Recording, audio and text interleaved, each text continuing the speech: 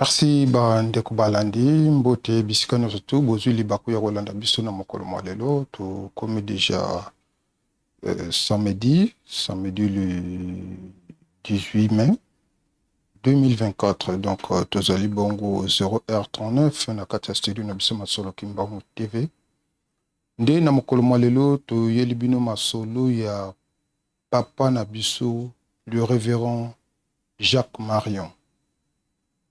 Révérend Jacques Marion, yende mondele oto yoka sango, ayaka na centre d'accueil et pa ya papa Dianginda pona kosenga bolimbisi.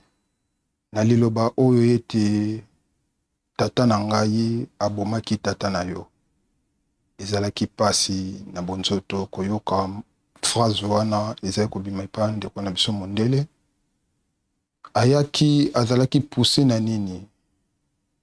Nde na yango na mokolo mwa lelo tokolobela makambo ya révérend Jacques Marion pe tokotia élément tomona biso moko nini lekaka na mokolo wango na centre d'accueil liboso ya papa Dianginda Kontima Joseph nde esika likambo oyo ebima ete nakende po ete nazwa eloko wana biso nyonso togangaki kende papa ezalaki nde na mokolo wana. Nde na même contexte tomoni lisusu ya 5 ans passé tomonaki pape François na Afrique na Soudan asalaki même geste afukamaki voir même liboso ya président soudanais nde lelo pe tokolobela kaka makambo yango na tina toyeba biso bayindo esika na biso ezali nini pe na occasion ya mbotama mwana nzambe papa Dialonga na Kiangani toyeba solo ete Kristu oyo bateyaki biso ezali nani kolo Yesu tozali komona na actualité ete ba président mususu balakisi ete kolo Yesu azalaki penza moyindo. Mais ndenge papa Dianginda banda koloba ete moyindo soki nana kufi te moye azwa mayele ezali te. Nde na yango tokosenga bongo na bandeko na biso ya technique image ya liboso tokotala bongo ezali ya papa Jacques Marion ndenge akendaki na centre d'accueil pona kosenga bolimbisi donc wana avant papa Dianginda tika biso na bonzoto nde tokolanda émission tokolanda ezalaka culte dominical nde tokolanda nyonso tu oyo elekanaki na mokolo wana.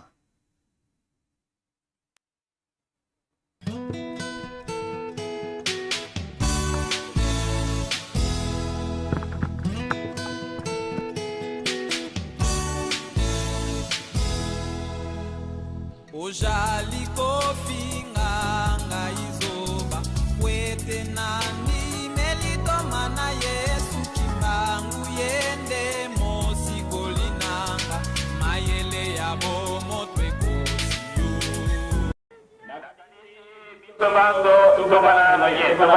biso ezomone degonda na biso pamba ndenge balobaka soko na ndako na yo mopaya akotaka te zali ndako na yo ezali babe mais sikoyo toza na délégation yango nde toliki kolakisa yango awa nakakanisi bakozanga mwa liloba te na ndenge basololaki lobi na bomoi wa ule.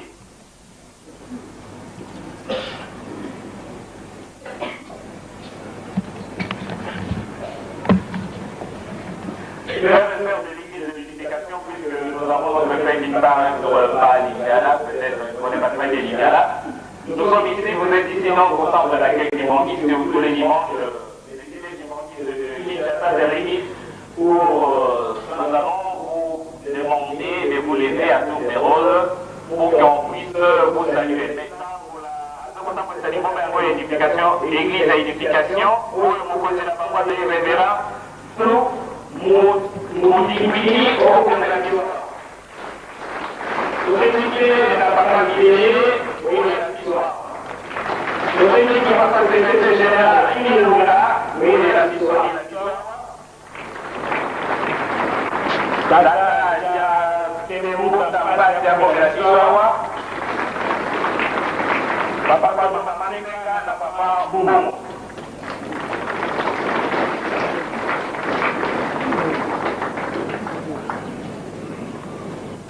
Qui conduit cette église depuis avant l'indépendance, puisqu'il a quitté le travail, il a cessé de travailler à l'administration le 20 mai 1959 pour s'occuper uniquement du travail de l'église de Papa Simon Kimbangu, qui a commencé son œuvre, vous connaissez très bien l'histoire, le 6 avril 1921. Vous êtes parmi nous, c'est vrai, nous pouvons vous saluer, mais avant cette salutation, je pense qu'il nous revient d'abord de rendre l'honneur aux représentants de cette église de l'unification ici à Kinshasa. Nous avons cité le représentant légal, le révérend Jacques Marion.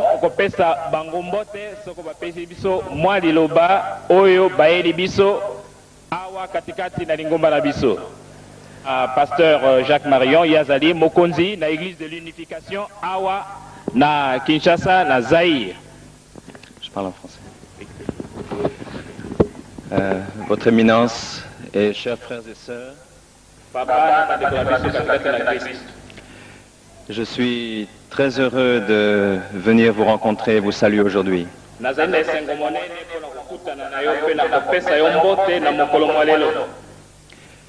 Je ne sais pas si vous pouvez facilement me considérer comme votre frère, puisque mon père a tué le vôtre.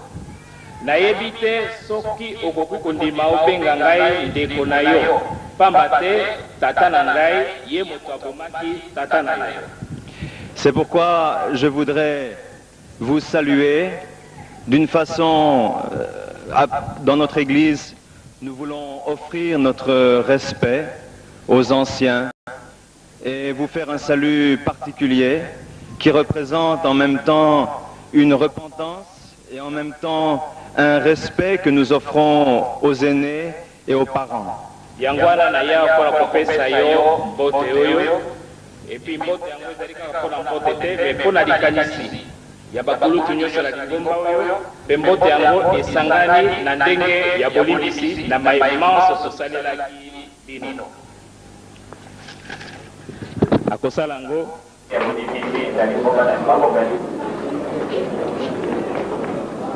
Colonie française ya Cameroun. Jacques Marion abotami na mboka Cameroun na Afrika. Jacques Marion lukula bomoni yawa ayebi histoire ya colonisation ya bamindele oyo bayaki na Afrika na makambo bamindele basali na kati ya Afrika toyebi yango pe alobi yango ye moko. Nzoka nde pona ndenge wana atako azali français. Atako makambo oyo elekaka na Zaïre to na Congo na tango bakangi tata na biso Kimbangu Simon batie na prison bazalaki ba belge bazalaki ba français te ye français alobi pasi wana nyonso mokumba ya bandeko na ngai bamindele oyo ndenge basali na kati ya Afrika ngai na kozwa yango pe na okende kosala kaka na Afrika pona fande sika moko na bandeko na ngai ba africain yango bomoni ata azali jeune akomikisi nano mbula 40 te mais azali na mokano munene alobi na kosalela bango ndenge bango basalilaki batata na biso bamindele ngai na kozala muumbu na bango yango Reverend Moon tata na biso na Corée atindaki ye liboso abandaki na Maroc sika komi na Zaïre nzoka nde bandeko lokola bomoni pe lokola na yebisi bino azali mobomi te nde azali oyo aye pona kofuta oyo basalaka tango batata na ye bazalaka bacolonisateur na kati ya Afrika tala eloko nalingaki koloba po ete bondeko oyo ye asengi ezala bondeko ya solo kati na ye mundele na biso batu mwindo. Merci mingi.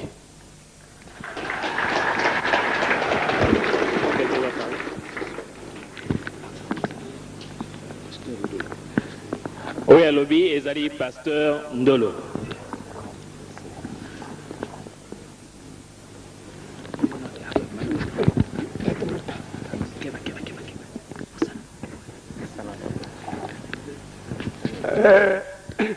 ndinga ne ya mimono ya sina yena donc lusangolo mulanda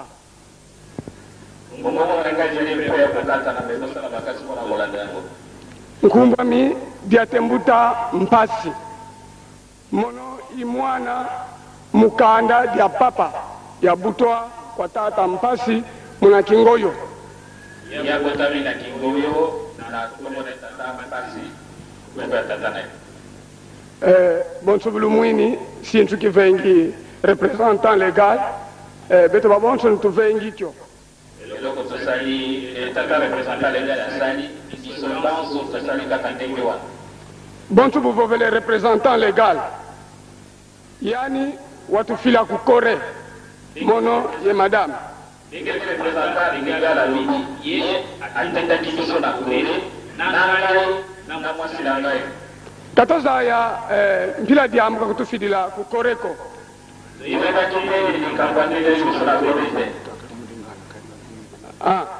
donc lingala nalo baka lingata bon merci beaucoup bolimbi sangai po nalanda ki mokano ya représentant légal na ngai po alobaki na ngai naloba na monoko mboka alors kwa bosengi yango merci beaucoup nalingi nalomba boy ndenge boyoki révérend Jacques Marion atindamaki na révérend Moun awa na Zaïre.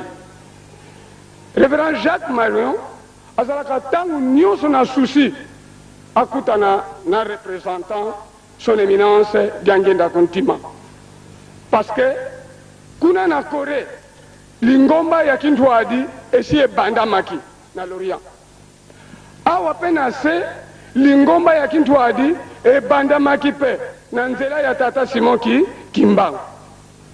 Alors likanisi ya révérend Moun ete kuna na Corée na awa nepa na biso Kintwadi nyonso mibale soki esangani ekomi super Kintwadi.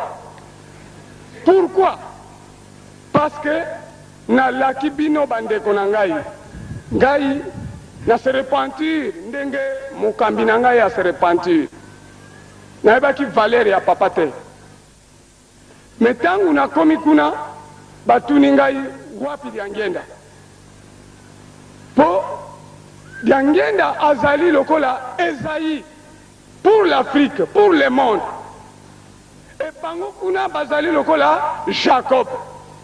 Alors alobi na ngai tangu ekoki oyo ekosala ete ngai Yakobo nakoka kozongisa eloko oyo nabotolaki na Yakobo na Esaïe.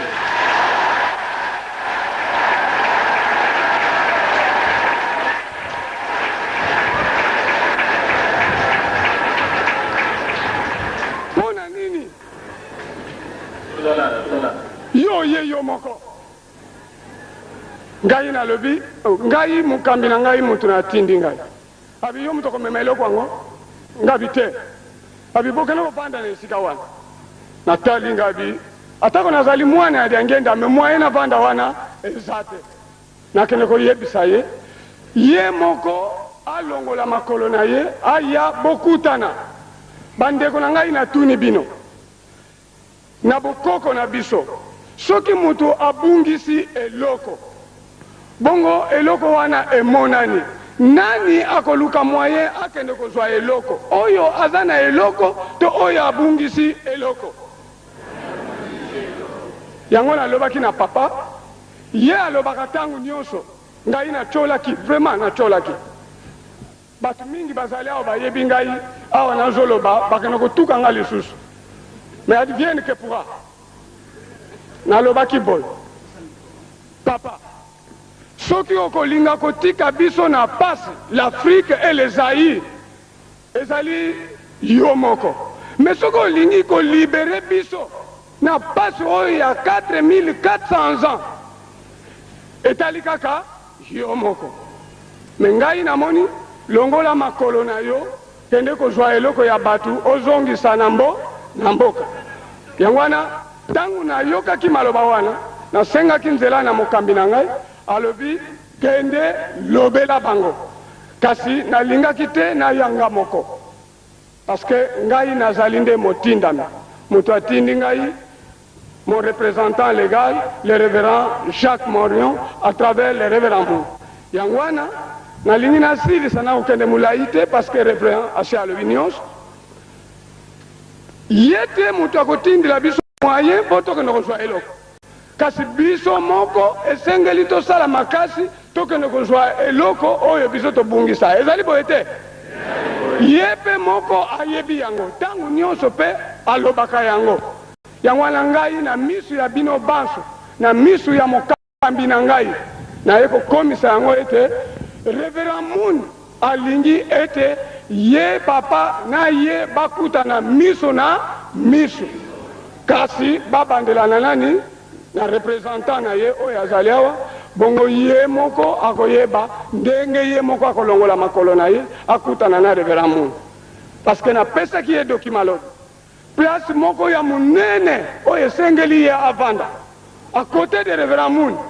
Kasi papa tango nalakisaki ye muntu tala Révérend Moon mutu atiawa provisoirement ye aseki alobi nayebi ye kasi azali kaka wana provisoirement eloko wana nakende kozwa yango alobi na ngai boye ete akoki kokende na salite te esengeli amipetola mpona aza na salite moyen akende na salite ezali te alingi aorganize système de purification biso tomoni yango malamu ezala bokosokola mai ezala bokolata sac ezala bokofanda na bombe ezala bokosala système nini ezali kaka purification.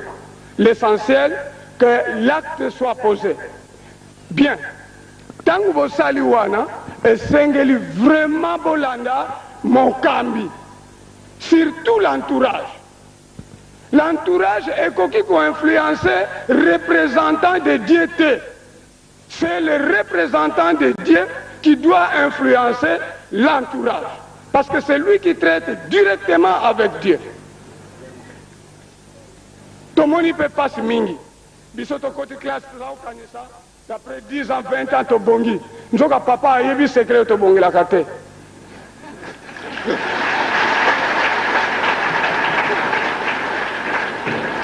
S'il vous plaît, je ne l'accuse pas en public, mais na sengi na ndenge révérend alobi na boboto, papa a quoi résoudre le problème d'Isaïe, de l'Afrique et de l'humanité. Na ton divino.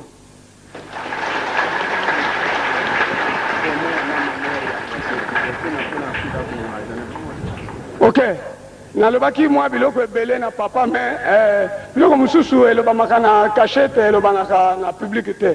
Mais c'est vrai, nalobi yango awa, que Révérend Moon nalobi bisengo to pasi ya Zaïre ezali kaka na mutu ya nani ya ye.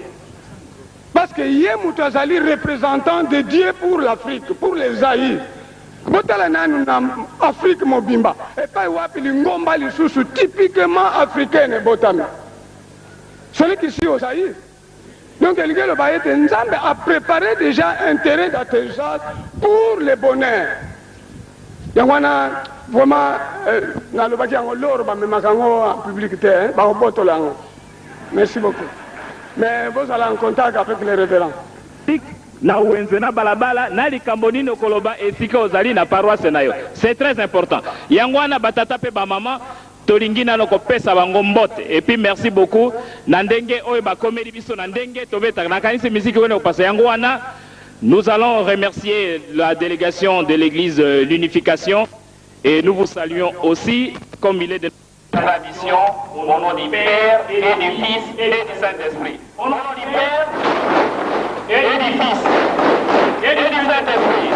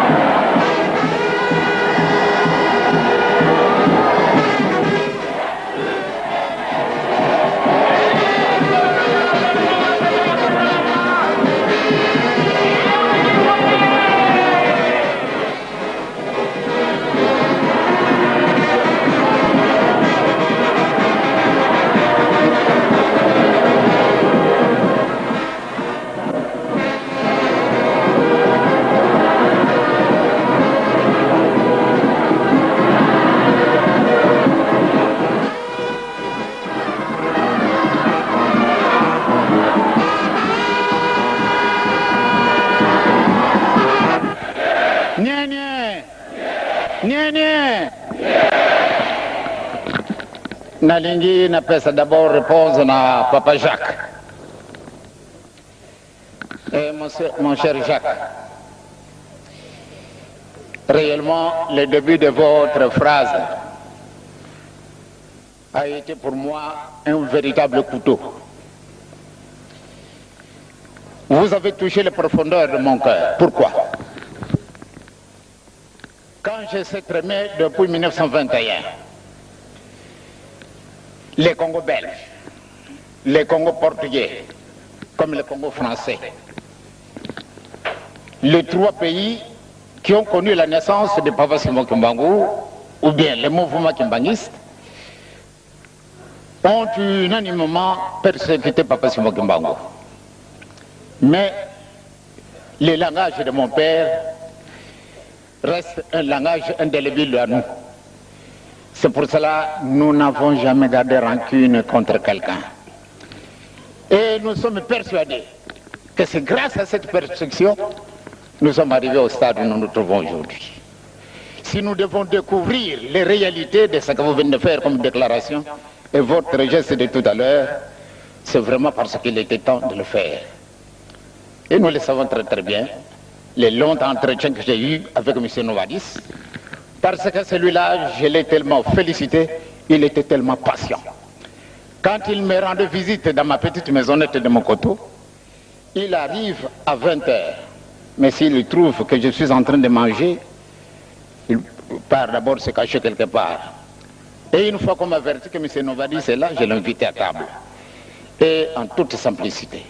Et après, quand il voyait qu'il avait du monde, sa première réaction, que je sers d'abord tous ces hommes, et puis lui à son tour. Et quelquefois, on commençait notre entretien vers minuit, et on terminait vers 4h du matin. Et il était là toujours patient. Eh bien, mon cher Jacques, vous vous trouvez à Kinshasa. Jamais vous ne vous permettrez un jour de demander audience. Chez moi, on ne demande pas des audiences. Parce que ce serait une véritable injustice de notre part. Ou bien nous sommes des chrétiens, ou bien nous ne le sommes pas. Ou bien nous imitons celui que nous représentons, c'est-à-dire Dieu. Chez lui, on ne demande pas des audiences. Parce qu'au moment où nous sommes en train de prier, les autres sont en train de bavarder. Et il y en a qui sont en train de mourir.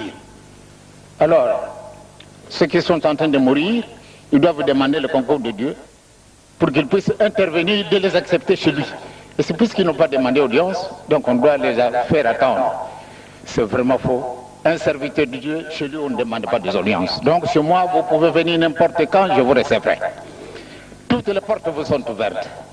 Considérez-vous que vous êtes mon frère. Jamais vous pouvez avoir ces idées-là. Ah, je suis blanc. Peut-être une indifférence entre vous et moi. Il n'y en a pas. C'est le corps. Ce sont les apparences. Mais là, c'est Dieu qui réside. Tel que vous venez de le dire. Tel que les amis l'ont répété. Je suis conscient. Je sais ce que je fais. Parce qu'il y a un seul guide qui nous guide nous tous. Je devais déjà me rendre aux États-Unis et en Corée. Mais la volonté de Dieu ne se manifestait pas encore. Ce n'est que pour ce moment, rien que par leur langage. Et quand j'ai pu répondre à une invitation qui m'a été lancée par le révérend Moon, pour la grande rencontre qui a eu lieu. Mais les circonstances de ce moment-là ne me permettaient pas de me déplacer. C'est parce que aussi, cela est la volonté de Dieu. Ce qui vient d'être annoncé publiquement, ils le savent très bien, puisque je l'ai toujours dit. Quand on parle de Jacob et d'Ésaü, réellement, le bon Dieu n'a jamais caché les choses aux personnes qu'il veut les transmettre. J'arrive souvent en Europe et souvent je rencontre nos frères français. Et il y en a qui rentrent en profondeur, en conversation spirituelle avec moi. Non simplement des Français, mais tous ceux qui essayent vraiment de s'adapter à la vie spirituelle comme telle, Eh bien, je pense bien qu'ils me connaissent. Et moi aussi, je le connais. Donc, mon cher Jacques, si je dois vous appeler mon cher Jacques, c'est pour vous montrer réellement quel amour j'ai vis-à-vis de tous, qu'ils soient jaunes, rouges, bleus, noirs, c'est mon frère. Donc vous êtes le mien et moi je suis le vôtre. Vous pouvez certainement compter sur moi et que n'importe quand vous viendrez ici, vous serez reçus. Jamais personne ne vous refusera la porte que non, papa est occupé. Sauf évidemment quand je suis cloué au lit pour des raisons indépendamment de ma volonté, je suis obligé de garder le lit. Alors là, c'est le Seigneur et nous ne pouvons pas l'incriminer non plus. Parce qu'il fait des choses et c'est en connaissance des choses qu'il le fait. Il ne peut pas faire quelque chose ou bien me donner la maladie. Aujourd'hui, pour monter l'escalier, là, j'ai le sciatique qui me fait souffrir. Vous voyez comment je suis maigri. Mais je tiens le coup. Je sais très bien pourquoi il a fait. Il m'a cloué pendant presque depuis le 19 avril que je suis venu ici. Eh bien, ce n'est que maintenant encore que je me remets. Quand j'ai appris surtout la bonne nouvelle et que vous viendrez, soyez toujours le bienvenu et vous êtes chez vous, vous êtes mon frère. Au nom de Dieu, je vous embrasse.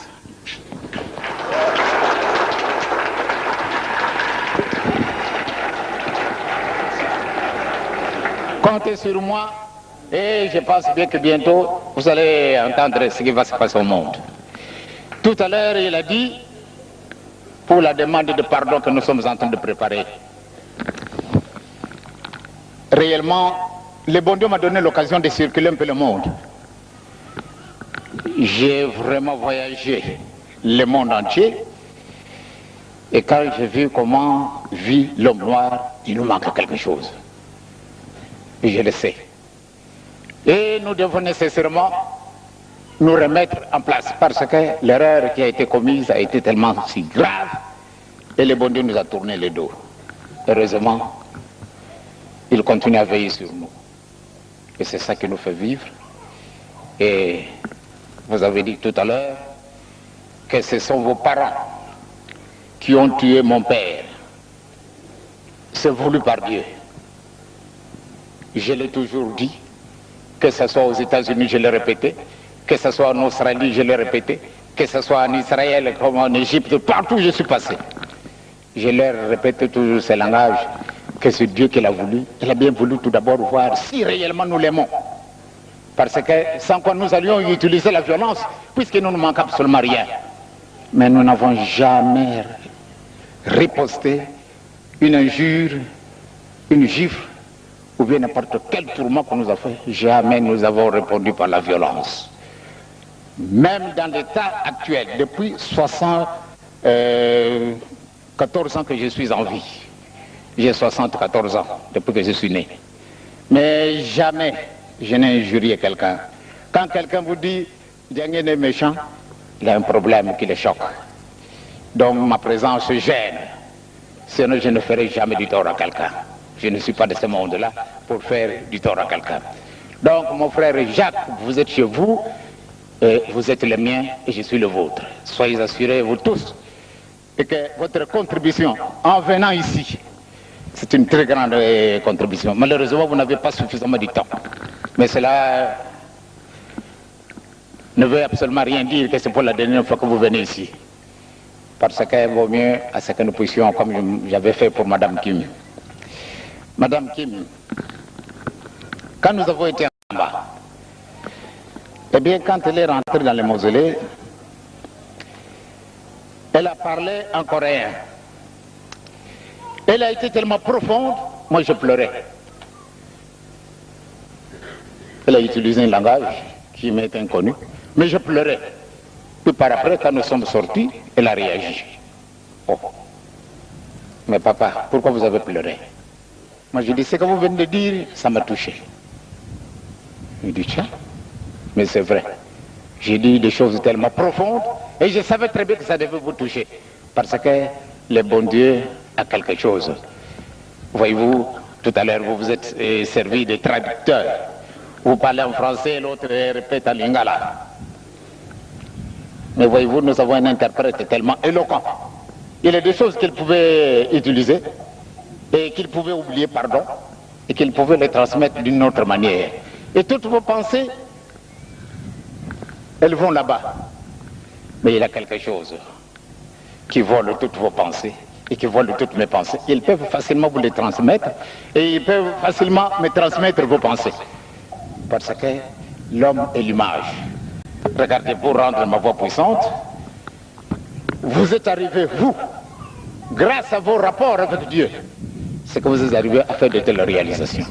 Et nous autres, nous souffrons de cette grande privation. Et pourtant, nous pouvons facilement nous remettre. Et si nous nous mettons directement en contact direct, comme vous l'avez fait, comme vos parents l'ont fait, et si aujourd'hui vous êtes en train de perfectionner tout, absolument tout. J'ai toujours dit aux miens, à mes frères et sœurs kimbanguistes, tout ce que je porte ici, quelle est la chose que je fabriquais? Absolument rien. Absolument rien. Est-ce que je manque l'intelligence? Oui. Mais il nous manque quelque chose. C'est ça que nous voulons récupérer. C'est ça que nous voulons nécessairement obtenir. Non pas par la force, mais nous devons nous incliner, nous devons nous réduire à notre plus simple expression pour que le Seigneur nous le remette. Et nous le remettra et nous sommes sûrs et certains que grâce à vos prières, nous y arriverons. Je vous remercie encore une fois d'être venus.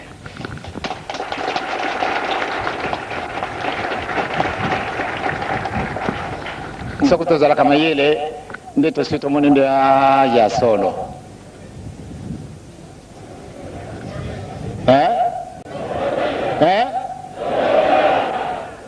Tokotala makamazara ko yasima. Sokoto tambuli na solo nzambe akusepresa bisu. Mais sokoto tambuli na solo tokusala na bisu eloko moko te. Il faut tojungisa singawana tokataka na ye nzambe na bisu. Singawana katanaki yangwana pe sali bango pasi yangwana ne bayeli sikana bisu. Donc eloko wana izangi bisu la liaison spirituelle. Puisque ça manque muntu mwindu tuzaka pasi. Tozali na bisu na eloko moko te. Soko balakisa bisu kusona bilamba te. Ndeto hivi yango kasi balakisa bisu même kusala meuble, même kusala soko eloko nini, il faut balakisa bisu. Bato basali ba université moko ya kamwa kasi basala ka eloko et totuni na basavant kasi basavant na biso basala ka eloko te pana nini eloko moko izangi ya moke kasi tokoluka ka yango te yesu alobi na biso etotoluka liboso bokontina likolo masi bakopesa mana biso akosaki nde esika wana ekangami le nœud du problème est là. Il faut tout le candidat to bongo sere kambwana to kani tika tatanza mena nkole yezo na elimu santu apamula bisu apamula bango abogisa likambwana patete bongo yango ndenge yango izali na 13 mwana pia elimu santu. Amen.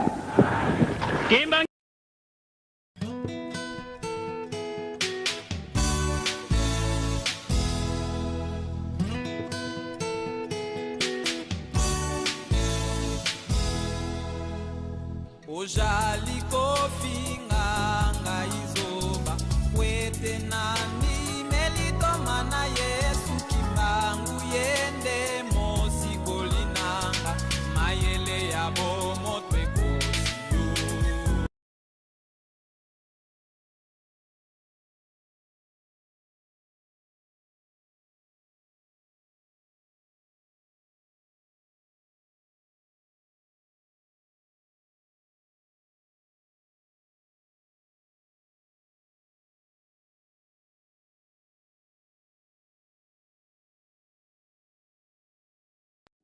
Nani kuzulu yeva ndoto mbe bekile ndo kya bilei leno kya nzamye to kya sini kikinu konzo fulu tu solo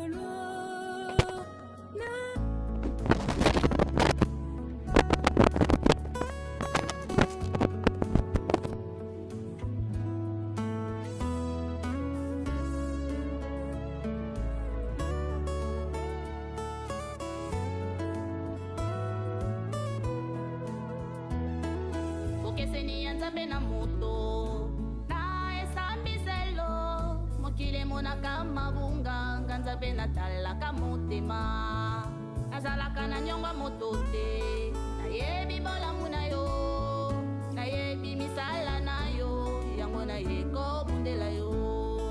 Bokeseni ya Nzambe na moto, na esambiselo, mokili monaka mabunga, nga Nzambe natalaka motema, nazalaka na nyongwa moto te, nayebi bolamu na yo, nayebi misala na yo, yango nayeko bundela yo.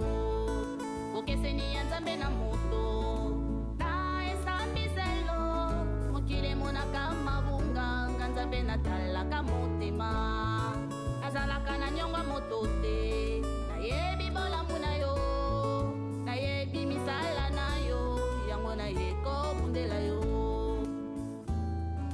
Satana kufisoni alingaki tobungisa elembo nanga, ndambo atiaki na butu esimbi te abimisi yango na moi. Satana kufisoni alingaki tobungisa elembo nanga, ndambo atiaki na butu esimbi te abimisi yango na moi. Mosala oyo ojali kosala ezali ya moto te, outa na yango na likolo yango moini sepelaka te. Mosala oyo ojali kosala ezali ya moto te, outa na yango na likolo yango moini sepelaka te. Satana kufisoni alingaki tobungisa elembo nanga, ndambo atiaki na butu esimbi te abimisi yango na moi. Satana kufisoni alingaki tobungisa elembo nanga, ndambo atiaki na butu esimbi te abimisi yango na moi. Mosala oyo ojali kosala ezali ya moto te, outa na yango na likolo yango moini sepelaka te. Mosala oyo ojali kosala ezali ya moto te, outa na yango na likolo yango moini sepelaka te. Mosala oyo ojali kosala ezali ya moto te, outa na yango na likolo yango moini sepelaka te.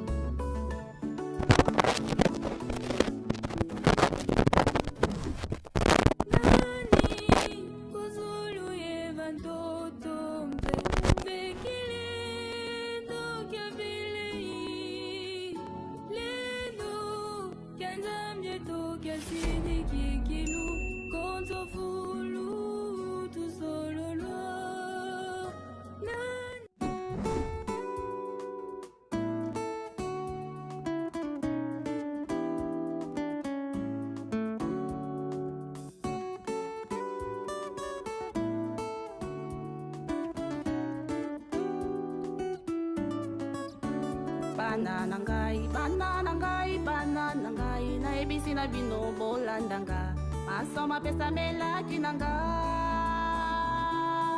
Tata lobaki na ebisa na bino, ete bilaka bikomi pene, oika sempiko.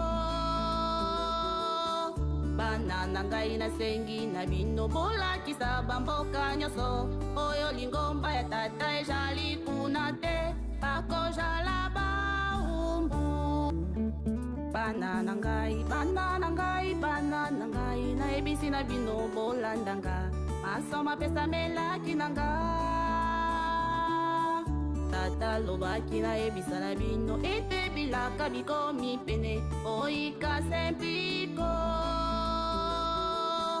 Bana nangai nasengi na bino bolakisa bamboka nyonso, oyo lingomba ya tata ezali kuna te, bakojala baumbu.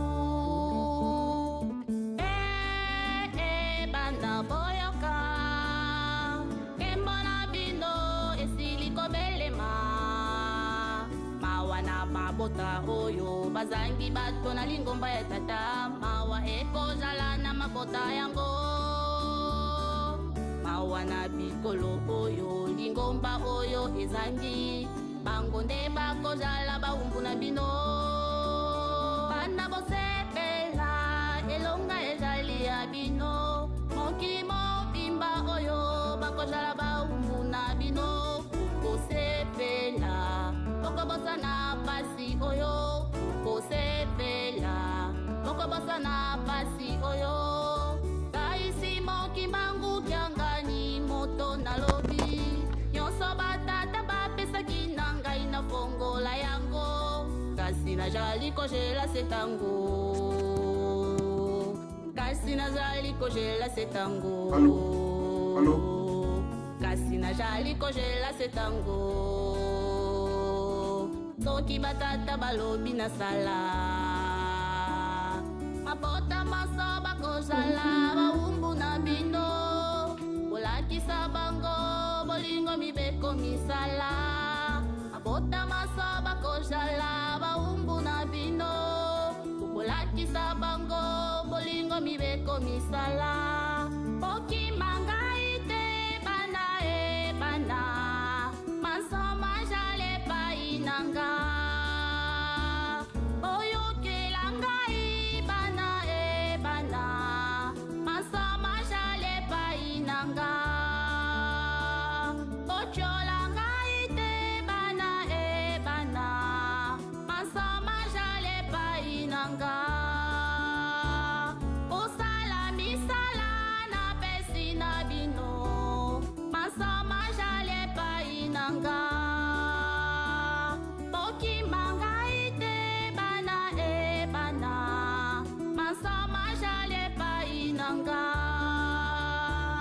boyokela ngai bana e bana masoma jale painanga bochola ngai te bana e bana masoma jale painanga osala misala na pesi na bino masoma jale painanga okimanga ite bana e bana masoma jale painanga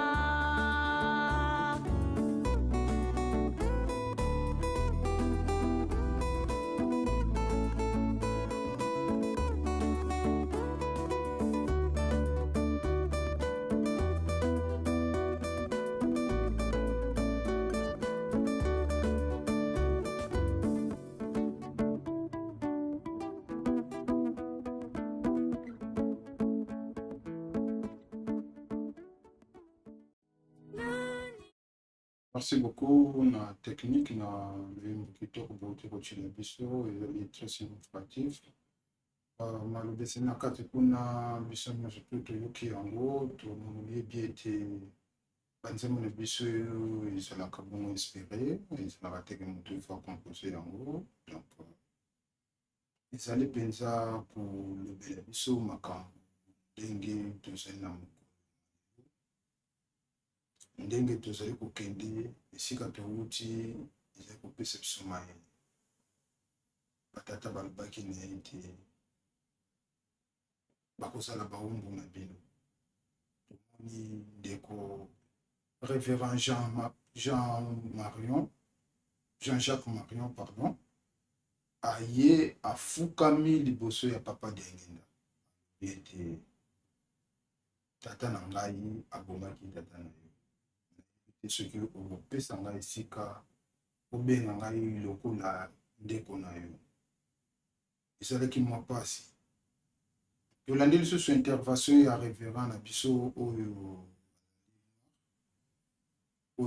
batindaki ye bongo kuna na Corée azali ndeko na biso ya Congo central mpe azali mutu ya zunga soki totali na lignée familiale na ye azali na famille penza ya bapapa est-ce que ezalaki hasard akende kuna na Corée pour de l'interrogation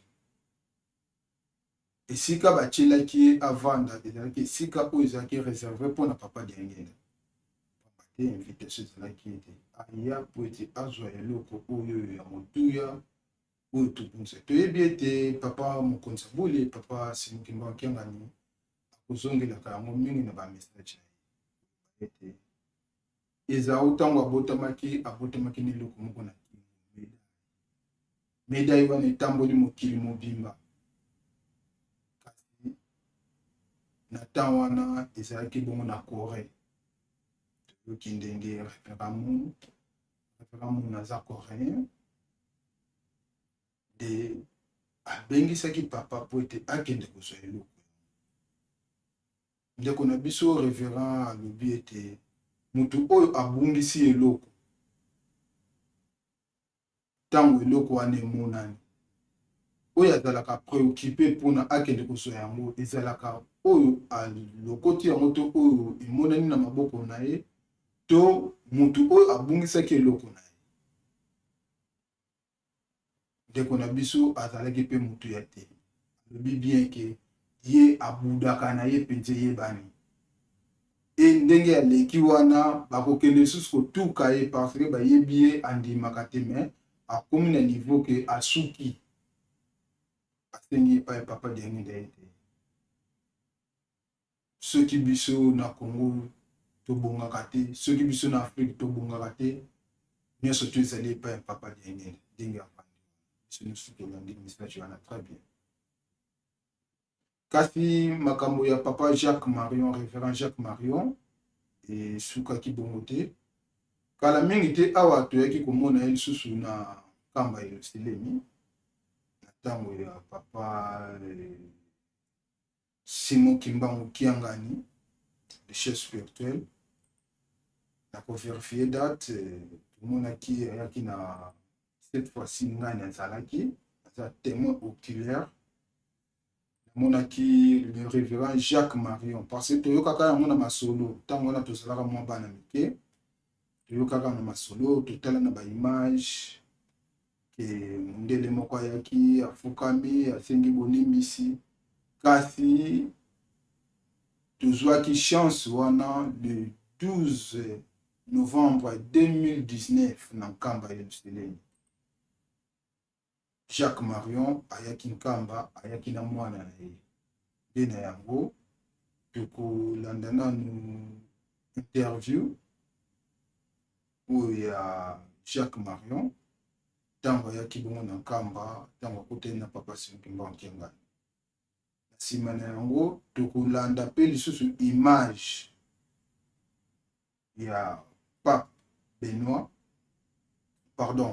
François ndenge afukamaki liboso ya bandeko na biso bayindu na mboka Soudan nde tokochange classement tolanda nanu oyo ya kofukama ebongo tokozonga mpona totala image ya papa Jacques Marion parce que na ntango wana ntango akutani na papa diangenda azalaki no plus ou moins ba 40 ans ndenge tozomona ye na photo akoli déjà donc apusani nde tokotala nanu tokolanda message tokolanda image ya pape na mboka Soudan.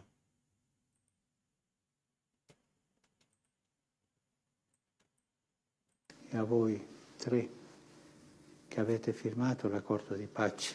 And to the three of you who have signed the peace agreement, go forward and resolve the problems.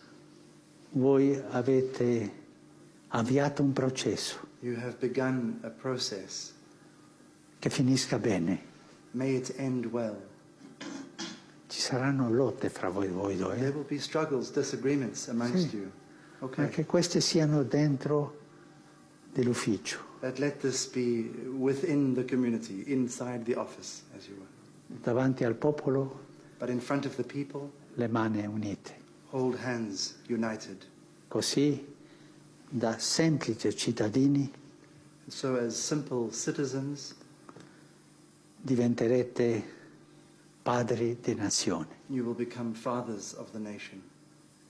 Permettetemi di chiederlo col cuore. if you allow me to ask con i miei sentimenti più profondi. with my heart, with my deepest sentiments. Accompagnami.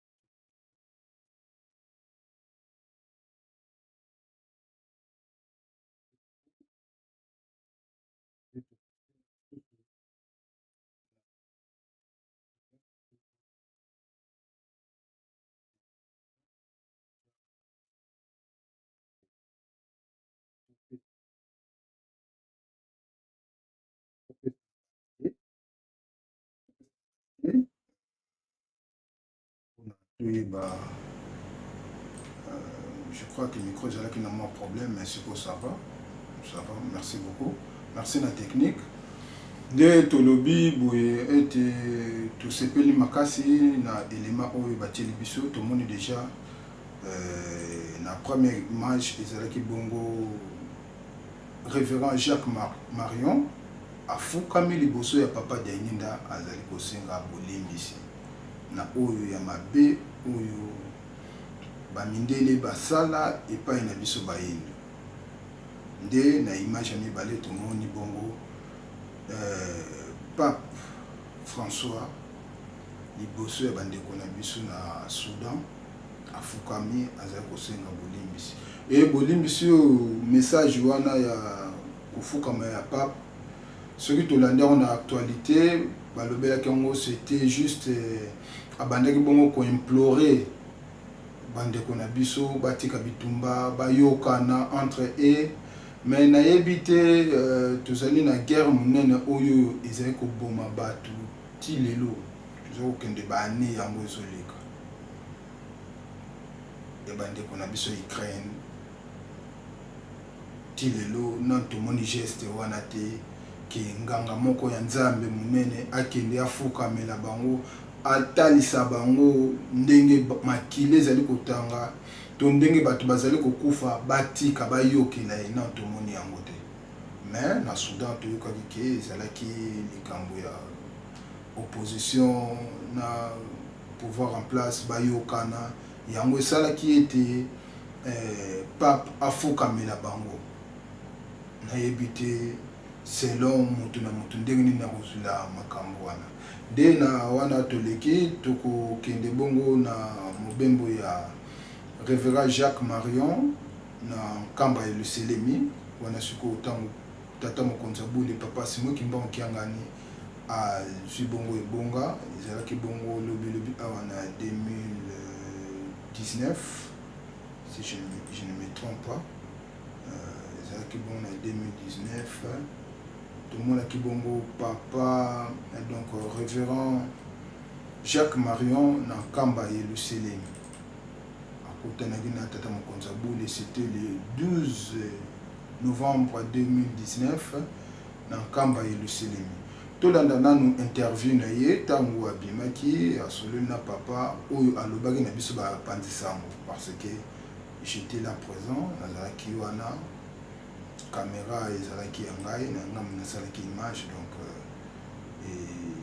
ntango nazotala baimage ezosala nga mpenza eloko moko ezozongisa ngai mpenza na temps wana nde na yango tokolanda bongo interview après interview nde tokoyoka lisusu maloba ya tata mokonzi abule kaka na poko ya mokolo wana nde azoya koloba nini oyo basololaki na Jacques Marion. Mais tozolanda na interview ya révérend Jacques Marion après avoir kosolola na tata mokonzi abule et tokolanda pe l'impression ya tata mokonzi abule après avoir kokutana na Jacques Marion nde na yango tokosenga na technique ceux qui ezali prêt batie na biso. Ok, merci beaucoup tolanda na bokebi nyonso.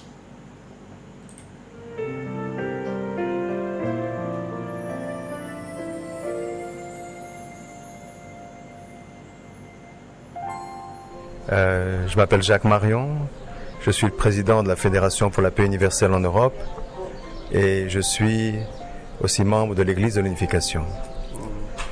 Je connais l'Église kimbanguiste depuis de nombreuses années et nous avions invité la délégation de l'Église avec Papa Nyangenda en 1979 à New York. Malheureusement, il n'avait pas pu venir à l'époque, mais après, quand je suis venu au Zaïre, j'ai travaillé à l'époque au Zaïre pendant 9 ans. Et en 1997, nous étions invités à votre centre pour une grande réunion avec Papa Nyangenda et j'ai salué Papa Nyangenda parce que Dieu m'avait inspiré qu'il fallait demander pardon au peuple africain de la part du peuple blanc. Je l'ai fait parce que le matin même, j'avais reçu une inspiration, une révélation. Et je pense que aujourd'hui, le peuple africain ou l'Afrique elle-même est en train d'ouvrir la voie pour la providence de Dieu. Je le crois profondément. Et notre fondatrice, Madame Moon, l'a déclaré publiquement plusieurs fois. À Dakar, à Sao Tomé, à Johannesburg. La semaine prochaine, elle va rencontrer des chefs d'État au Niger. Elle va le dire encore. C'est pourquoi j'ai voulu rencontrer son éminence, Papa Simon Kimbangu Kyangani, parce que il représente la 3e génération de l'église kimbanguiste, des leaders, et je pense qu'à travers les 3 générations, l'accomplissement doit se faire pour que cette église puisse accomplir son rôle important en Afrique. Moi, je le crois profondément et j'ai voulu partager cela avec Papa Simon Kimbangu Kyangani. Et j'ai voulu aussi l'inviter pour une réunion internationale que nous aurons l'année prochaine en Corée, où nous invitons des leaders religieux et des chefs d'État très importants. Et donc j'ai voulu aussi l'inviter pour participer à cette réunion avec son épouse, Maman Sidonie. Voilà. Alors, quelle était sa réaction quand il a appris qu'il serait invité l'année prochaine? Je pense qu'il a dit qu'il va voir, il va considérer cela. Et nous espérons qu'il viendra. Nous espérons qu'il viendra. Et c'est pour la première fois que vous visitez Nkamba? J'avais visité... Vous connaissez Papa Nyangenda? J'avais visité Nkamba en 1997, assez brièvement. Mais j'avais visité le temple et j'étais venu ici en 97. Et voilà, donc c'est la 2e fois. Et cette fois-ci, j'ai amené mon fils, qui est mon dernier fils, que j'ai nommé Simon, parce qu'il est né en 97, au moment où le pays souffrait ici à Kinshasa, à le changement de régime. Il est né en plein milieu de cette petite révolution-là. Et je l'ai nommé Simon en pensant à la souffrance des prophètes africains. Voilà. Il est satisfait, Simon. Ah, je pense qu'il est satisfait. C'est la première fois qu'il revient. Il a quitté le pays fin 97, donc il avait peut-être 6 mois quand il est parti. C'est la première fois qu'il revient au pays. Alors le reste du programme, vous rentrez aujourd'hui ou vous êtes encore? Nous rentrons aujourd'hui à Mbanza-Ngungu, ensuite nous irons à Kinshasa, peut-être au Kasaï. Je reste simplement à peine une semaine parce que j'ai une grosse responsabilité en Europe et j'ai trouvé le créneau pour venir en Afrique, au Congo, et je ne pouvais pas manquer cela. Alors, on vous souhaite un bon retour si vous partez exactement aujourd'hui. Merci beaucoup. En tout cas, merci beaucoup de votre accueil. Il n'y a pas de souci. Merci beaucoup de votre accueil. Merci.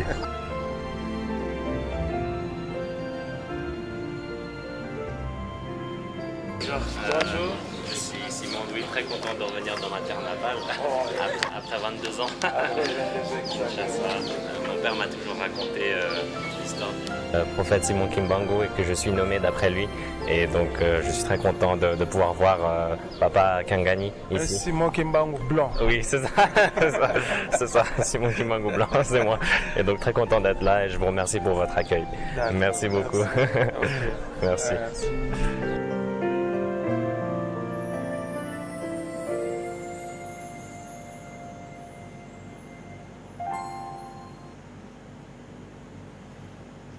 Merci beaucoup, merci na technique, na élément bouti rotier la biso, élément na ezalaki bon na 2019.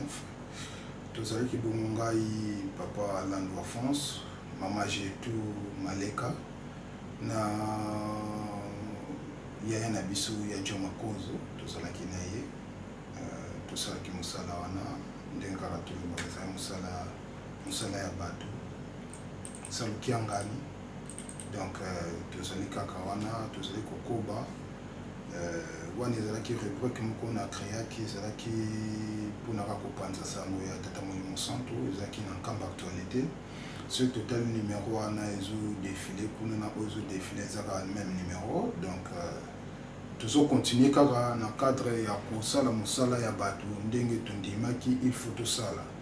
Nde tokozonga mwa moke na entretien oyo le révérend Jacques Marion à Sali, ils allaient très intéressant.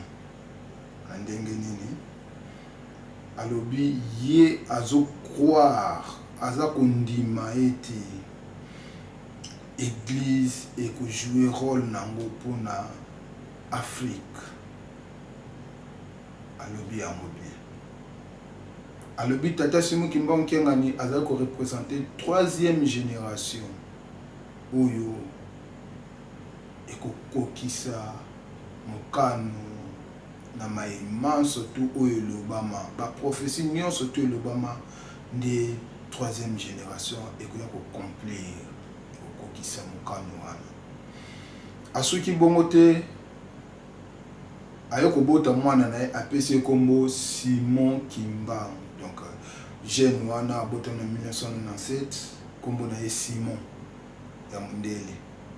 Mais tokotala boye entre biso ba congolais ba brazzaville ba angolais mingi balinga koyoka kombo ya tata Kimbangu te, kasi mundele azwi mwana aboti apesi ye kombo ya Simon Kimbangu. Nango ya koloba mingi ezali te, tokoyoka bongo intervention to satisfaction ya tata Mokonzi Abule na mokolo yango wana tango bakotani na moi ezalaka un mardi, nazo raisonner bien tezo sala ezalaka un mardi, na rencontre Ijiki papa tunaki eske mundele wana akei to azali. Donc tokolanda elemango pour que tokokanisa pambate ezali mosala na biso tata Mokonzi Abule alobaki yango mikolo koya tokobanda koloba lisusu te, bino nde bokobanda koloba biso banani biso bapanzi sango na maema surtout tata Mokonzi Abule aloba soki likambo ya désordre ye boye papa aloba nini mpona désordre, soki likambo esengo ye nini papa aloba mpona esengo, soki likambo ya mawa ye nini papa aloba mpona likambo ya mawa. Donc tozali na ba archive oyo ke ekotikala de génération en génération soki ekolo yesu makambo ebele bato bazokondima te pamba te na ntango wana caméra ezalaki te appareil enregistrement ezalaki te mais lelo oyo baappareil wana ezali yango tata diange na mwana kango ezali très important ya kocréer presse et information na kati ya lingomba mpona kobomba baarchive yango apesaki mosala papa conseiller direct papa André Mbenza ete azala na biso elongo mpona kosurveiller baarchive wana parce que mikolo koya bato ebele baondima te bapapa balobaka bongo te mais ntango bokozwa bande botie bayoki bango moko aletembe mpe esili nde na yango tozali kokende bongo na dernière élément na biso ya tata mokonzi abule totala esengo na ye après avoir kosolola na révérend Jacques Marion oyo azali bongo représentant ya église unification donc tolanda papa mokonzi abule satisfaction na ye ebongo tokozonga na nsima ya mbangoma. Lelo namoni mondele oyo papa mfuma longo oyo autaka na Corée aye na mwana na ye nayebi te soki bakei baye oyo asengaka bolimisi na ntango na papa mfuma longo alobaki eske nakenda kozwa eloko wana biso tolobi kende ntango wana ezalaki na Corée kasi papa alobi olata sak kopakola putulu tosenga lisumu ya Adam et Eve ezalaki bongo mondele wana ekotala ngai awa losololi mingi ye mpe akenda esengo kambo asengaki yango toza kolanda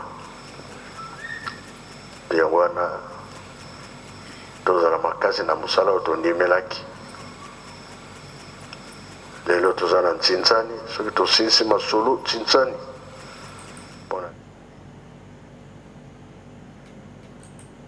Merci beaucoup tata mokonzi abule toyoki biso moko na matoyi na biso ete tozala kaka makasi na makambo oyo tondimaki soki so ondimaki okosala sala ndenge ondimelaki donc tozali na mingi ya kobakisa te biso moko toyoki na matoyi na biso kobanda bolimbisi oyo papa le révérend Jacques Marion asengaki bongo na centre d'accueil liboso ya papa Diangenda alobi ete tata na ngai nde abomaki tata na yo nayebi te soki okondima bolimbisi na ngai to okondima kobenga ngai ndeko na yo toyo kotala lisusu pape François aye kofukama na Soudan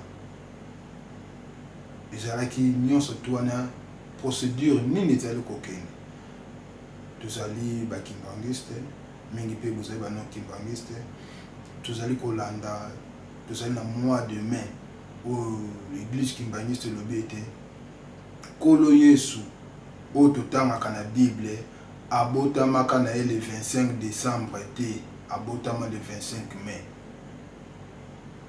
nde na yango tozali komona ete lokuta nyonso to oyo mindele basalaki vérité nango ezali komonana tokomi kolanda badéclaration par-ci par-là lobi tokoya na déclaration ya ndeko moko boye azali kodémontre ete bato nyonso tu ya kala mpe nkolo yesu azalaki na ye mondele pete donc lobi tokozwa mwa temps tolobela makambo wana parce que tozali bona mois de mai tokodémontre tolakisa ete nkolo yesu oyo abotamaka na bayuda abotamaka na ye le 25 décembre te abotamaka bongo le 25 mai ye wana tata dialungana oyo azali bongo mwana mibale papa Simon Kimbangu mpe mama Mwelu nde na yango tokomi bongo na suka ya émission na biso soki bolandaki biso malamu tozwaki lisungi ya équipe ya Masolo Kimbangu TV tokoki kosilisa bongo te sans que to remercier bongo papa Lambert Makwenemo mama Fifi Ndongala mpe mama Magali Sunda na bandeko nyonso tu bozali kolanda biso tosepeli nde tokokutana bongo na mikolo mizali koya bozala toujours branché na Masolo Kimbangu TV tozali kobongisa balive ekozala mpenza mwa ebele na mwa mikolo totika yango ya mois de mai parce que toyebi bongo tozali na préparation ya koyamba bongo mbotama ya mwana nzambe tata dialungana ba concert ezala ba soirée musicale ekozala ba entretien ba nini ba conférence ke banda kozala nyonso tu wana ekobandoleka kaka awa na Masolo Kimbangu TV. Donc nulle part ailleurs, vous allez toujours branché et vous s'abonner, vous activer pe cloche il y a notification parce que ceux qui déjà tout l'équipe direct na téléphone na yo tout na ordinateur na tout na télévision na yo pour notification que Masolo Kimbangu TV azabon en direct de beaucoup banda kozanga te kolanda biso malembe nde ndenge tolobaki tobandaki malamu tosukisi mpe malamu nde tokutani bongo na mikolo mizali koya botikala malamu.